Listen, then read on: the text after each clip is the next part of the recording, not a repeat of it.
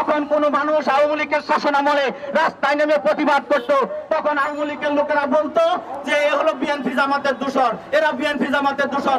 সেই এখন সুয়াসের রূপ এই অন্তর্বর্তী সরকারকে ধরেছে। এই অন্তর্বর্তী সরকার যদি কোনো মানুষ তার ন্যায্য দাবি নিয়ে রাস্তায় প্রতিবাদ করে, তখন বলা হয় যে আওয়ামী লীগের দোসর। আরে মুসিবত, মানুষ কি মানুষের ন্যায্য অধিকার নিয়ে কথা বলবে না? মানুষ কি তার নাগরিক অধিকার নিয়ে কথা বলবে না? তাহলে কেন তাদেরকে আওয়ামী লীগের দোসর বলা হবে? কিন্তু জনগণ মনে করতেছে যে অন্তর্বর্তী সরকার এখন যারা আছে তারাই হলো আওয়ামী লীগের দোসর, তারাই হলো ফ্যাসিস্টের দোসর। কারণ আপনারা জানেন, যখন বৈষম্য বিরোধী ছাত্র আন্দোলন হয়েছিল, তখন এই বৈষম্য বিরোধী ছাত্র আন্দোলনের ভিতরে তখন 51 সদস্যের ভিতরে 26 জনে ছিল শিবিরের সদস্য। তাহলে তারাই তো সেই দিন মুখোশ পরে এই বৈষম্য বিরোধীদের সাথে জয়েন হয়েছিল।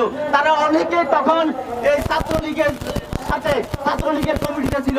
তাহলে যদি দোষর বলা হয়, তাহলে এই বৈষম্য বিরোধীদের এই দোষর। এই দেশের সাধারণ মানুষ কখনো কারো দোষর নয়, কারো